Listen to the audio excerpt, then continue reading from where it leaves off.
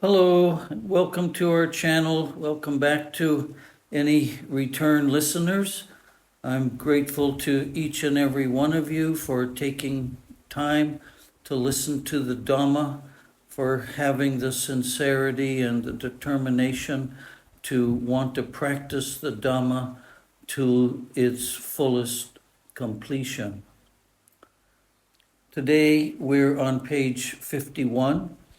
We have been talking about the 37 wings of enlightenment.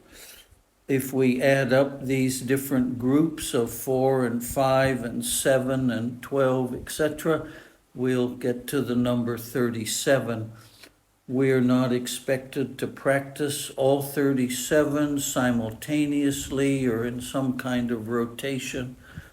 A better idea is to find one that seems to resonate with you, that kind of makes more sense or feels more natural to you, and practice it with the deepest devotion for a long period of time.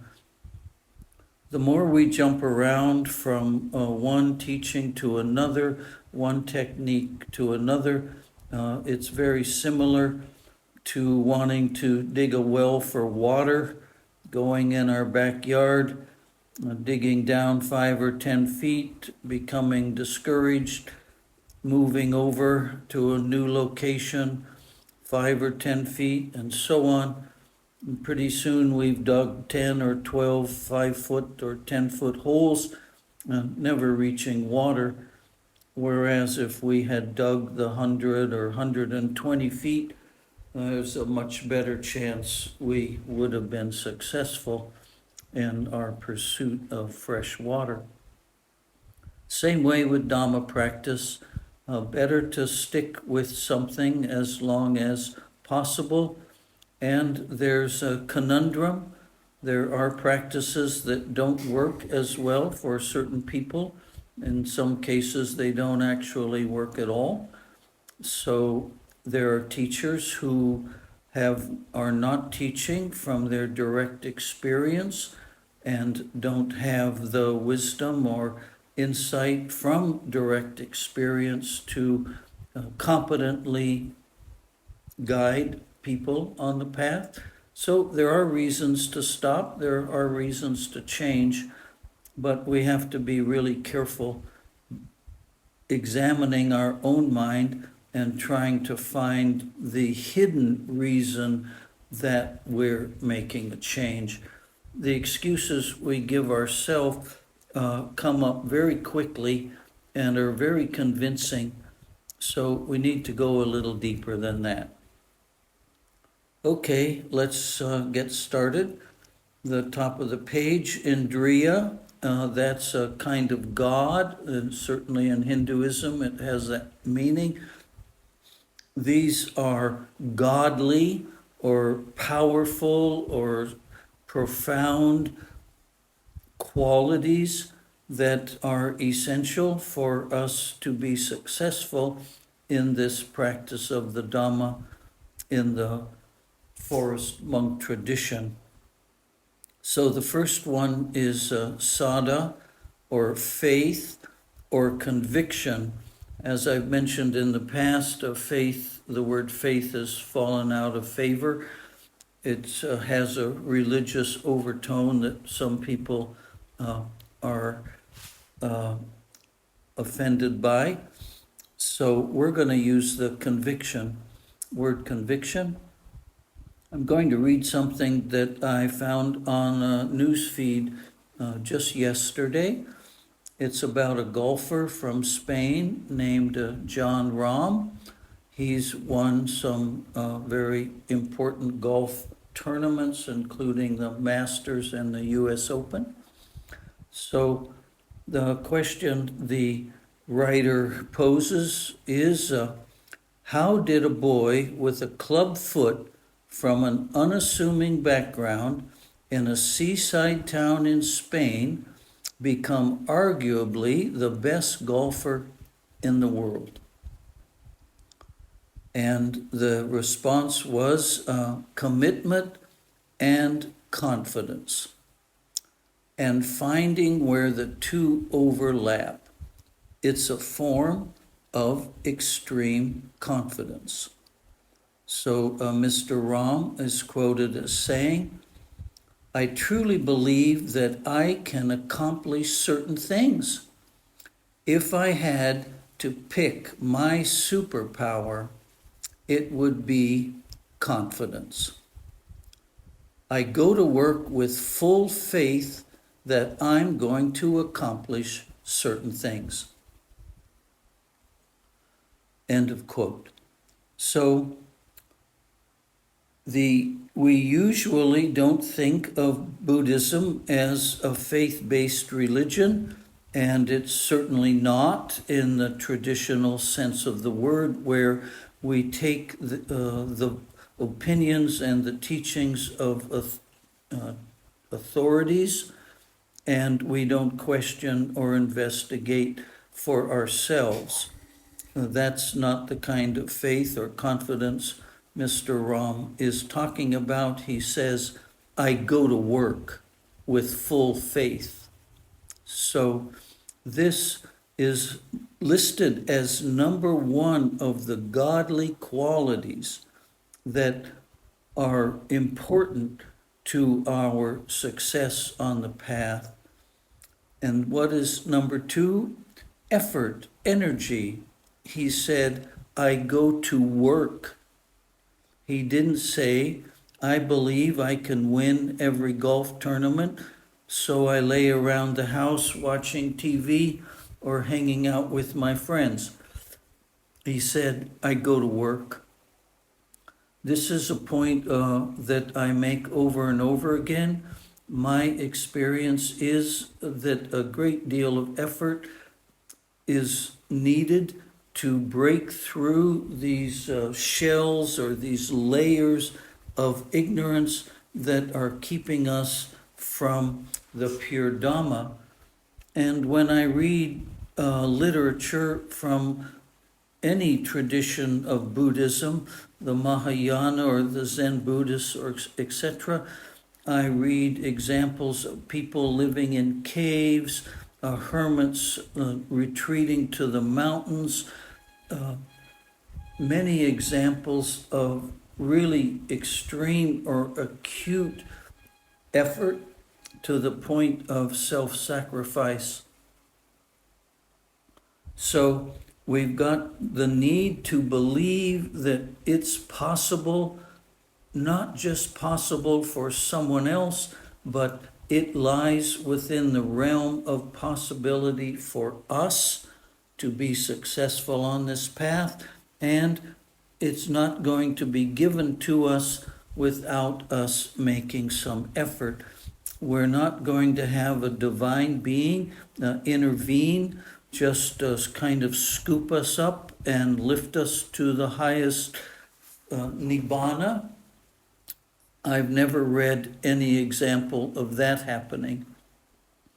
Even the Lord Buddha on his deathbed said, I believe the very last words were, work out your own salvation.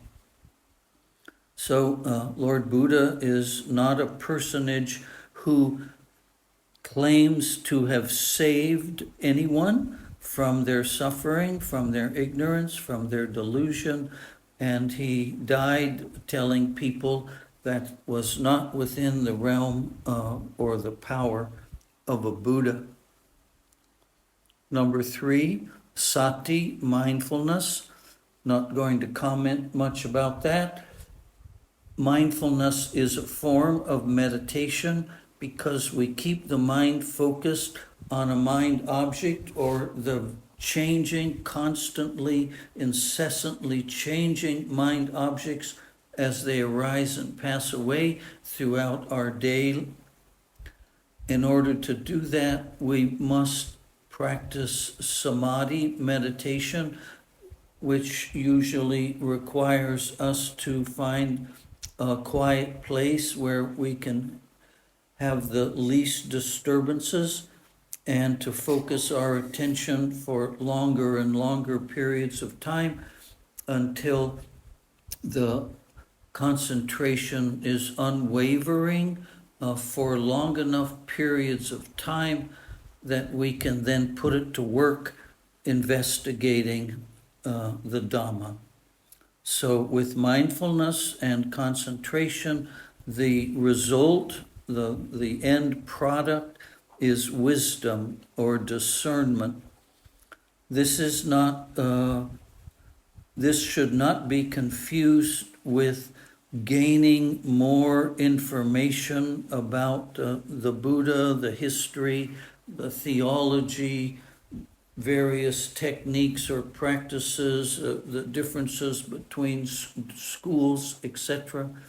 Wisdom arises in the heart and not in the brain. The work we do when we go to school, the degrees we get, or whatever skills we develop in the workplace require intelligence, and it's an essential ingredient to living a more or less successful life, but that is not the path, or it's not the technique, it's not the kind of effort we make when we practice Dhamma. So Sati, Samadhi, and Panya are a trilogy that we separate into three parts, but they are what constitute right effort.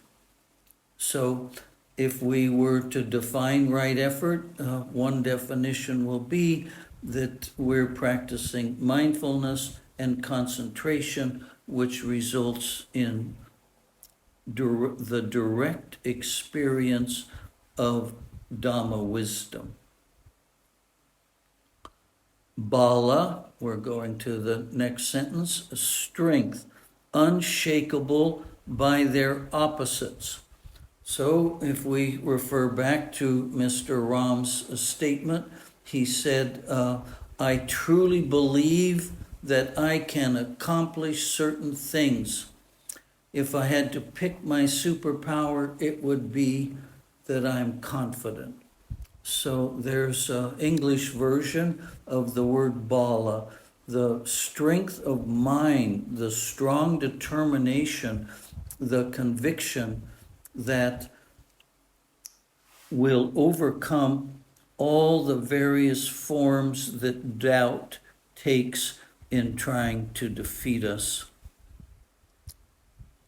Here is another rendition or way of expressing these indriyas qualities. Faith unshakable by faithlessness, unshakable. And it's the counterfact to the counterfeit idea that I can't do it, that it's too hard, I don't have the karma, I haven't found the right teacher, there's some reason that I'm not likely to be successful in this very life. So this unshakable conviction is the antidote to all forms and masquerades that doubt takes. Energy unshakable by laziness. So we had those 5 enemies. The first was craving, the second was dislike or distaste or rejecting. Then we had 2 kinds of mental and physical laziness. Mental and physical laziness. So this energy has to conquer or defeat or repel this tendency for us to be lazy in all of its various forms. Mindfulness unshakable by forgetfulness or heedlessness. So we defined this mindfulness recently as constant conscious awareness with clear comprehension. Every time the mind wanders, then we've slipped in our mindfulness, and what we can do and must do is come back to it as quickly as we can.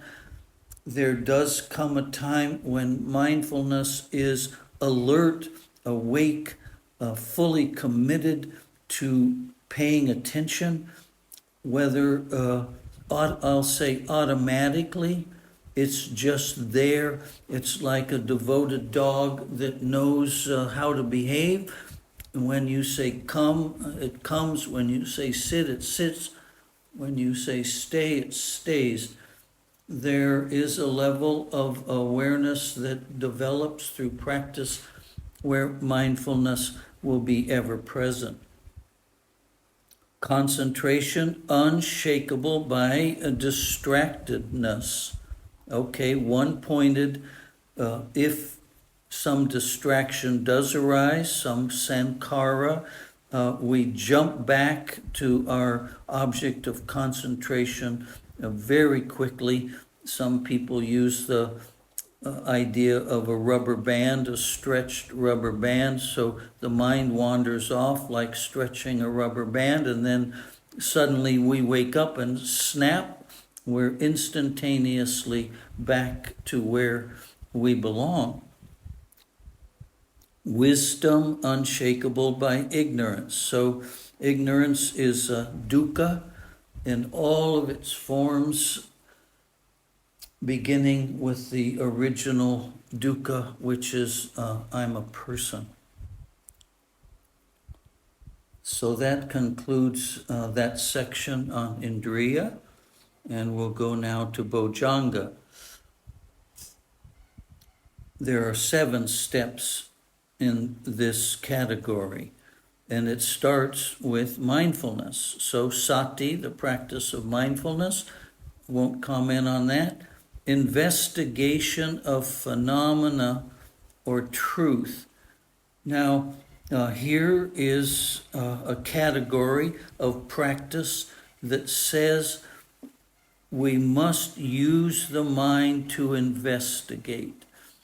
We are not accepting the teachings of the Buddha on faith, and we're not, in this tradition, trying to accomplish deep forms of samadhi that are their own reward. They're nice, apparently, but when we come out of those states of samadhi, we may not have achieved any great insight or any great wisdom. So vipassana, by definition, means insight.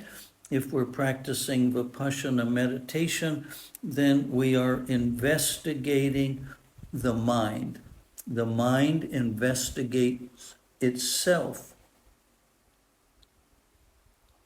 Number 3, energy or persistence. That's the same as vidya or effort. It's defined in this case as we just keep trying. We just keep trying. We just keep trying. We will not be defeated. We're so to speak getting back up on the horse, or we're returning to the location of a previous defeat. We're trying again and again. When I think of tennis players, if they hit a bad ball and lose a point, they don't get to quit. They don't say, okay, well, I've had enough. They have to be ready within a few seconds to be prepared to hit the ball again. And team sports that play once a week or just a few times a week, win or lose, they go back to the arena and try again. And I highly respect that commitment, that persistence, that strong determination, and that faith that they can do better, that they can win. I see sometimes in sports, let's say high school teams occasionally make the news because they lost every game for the season. In some cases, they've lost every game for a number of years. And yet, boys go out for practice to make that team and to try and win in spite of previous failures. If we have that determination, we can be certain of success.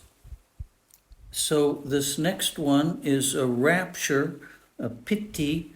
Rapture is a physical experience that the body has. It's, I'm going to say it's very pleasing. It's sensual. It's we like it. And a student told me recently, he's a new student, that he meditated and went into a state, an experience that was very calm, it was very serene, it was very beautiful. And then he ended his meditation, and the next day when he sat to meditate, he wanted that condition again. So you see how quickly craving arises, attachment. He became attached to that experience because it was so pleasant or enjoyable. So the mind told him, do that again. Well, that craving immediately became an obstacle to his practice. We practice without expectation, but with confidence, with a certainty that it's the right thing to do. Pasada is this tranquility. Rapture is physical. It's sensations. It's very pleasant sensations. And tranquility is a quality of mind where we're not feeling that we need anything to be different than it is in the present moment. We're not having any sense of lack. We're not craving for that rapture that we had the last meditation.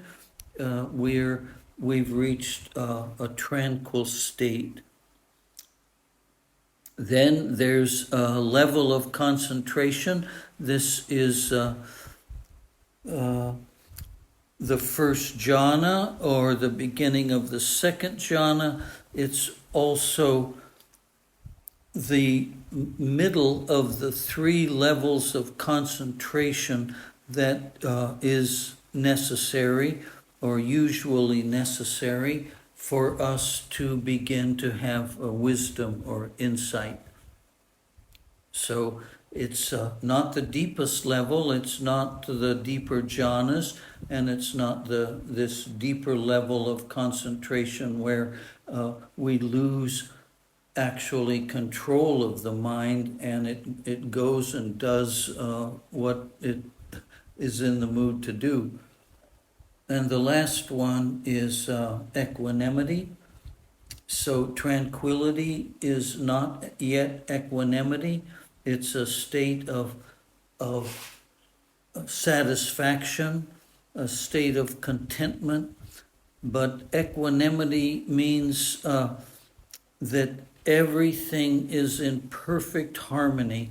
Everything is in perfect balance. We are not lacking anything.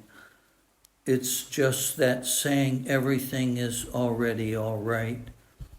And when we see the world and whatever is going on in the world, and I don't know if any of you ever listen to the news or read news on news feeds from the internet, but the world is a mess and people are suffering from every possible form and way that humans can suffer.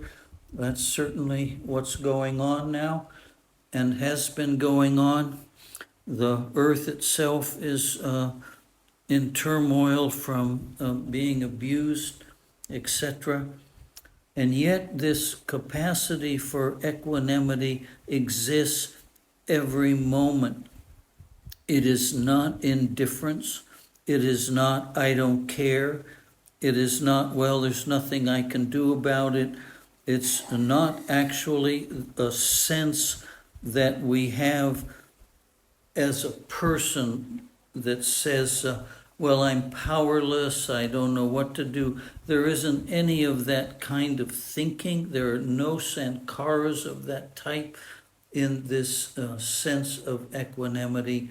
It's a lake or even the ocean that is absolutely glass smooth. There's not the slightest ripple. There's not the slightest disturbance. There doesn't seem to be any activity below the surface. Whatever might be going on in a lake or an ocean is no longer evident or relevant. There's just this absolute perfection of equanimity. Now, the last portion of this page is the Four Noble Truths. Two of them bind us, they imprison us, we become attached to them, and two of them unbind us. So this is going to be a longer talk because we're going to eventually go through all of the Eightfold Noble Paths. We'll start here, and the first one is dukkha, suffering, pain, distress, discontent, and stress. People are, translators are using the word stress now in place of pain, and they're using it often in place of anxiety. The point is, this is a phenomena. It does arise, it does stay for some time, it might stay a lifetime. People have childhood experiences which they suffer from for their whole life.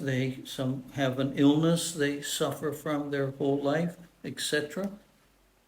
Or it may be temporary, something like a headache that comes and goes more quickly.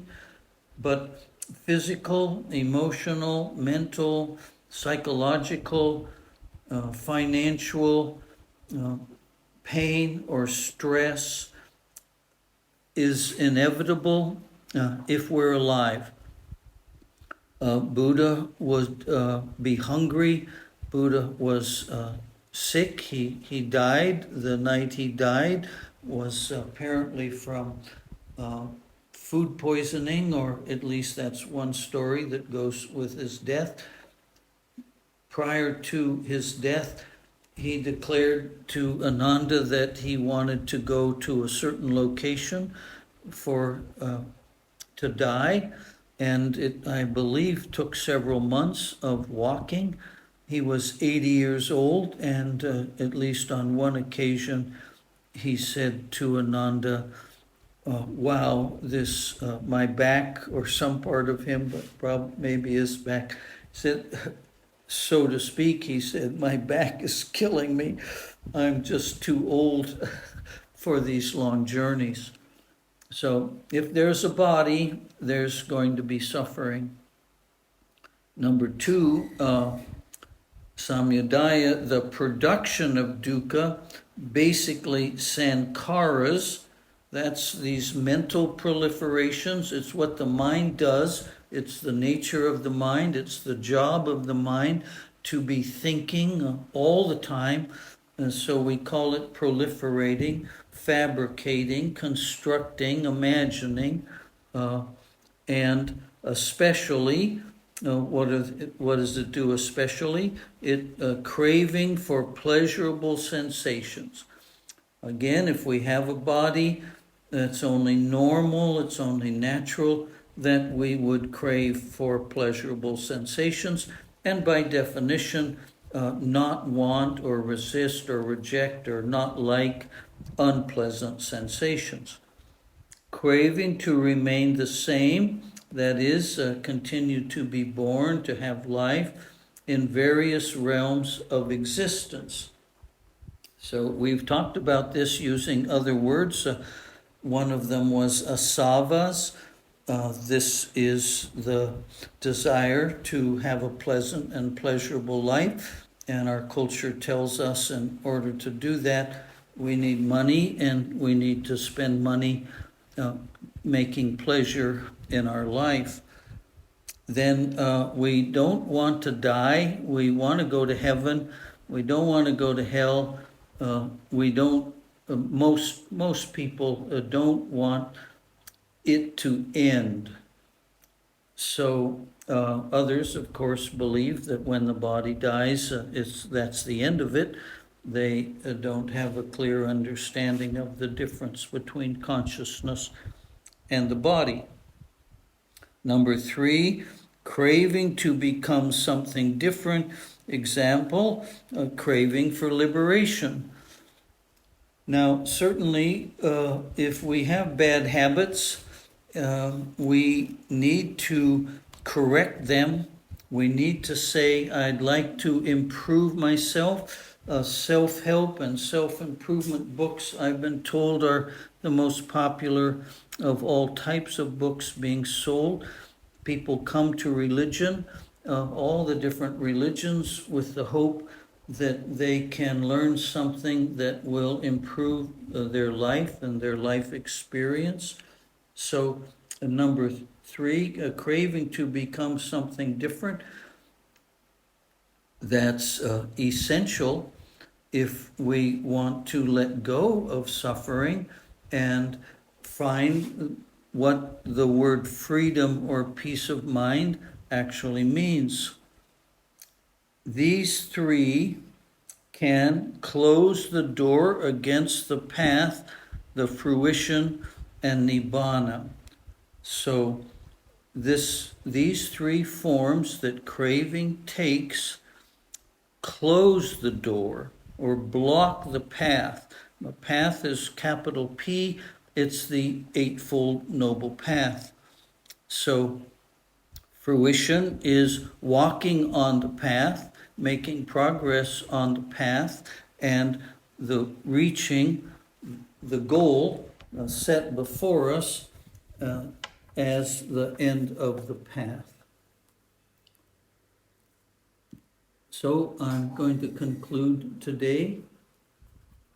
I appreciate each and every one of you who's been patient and listened to this Dhamma talk to its conclusion.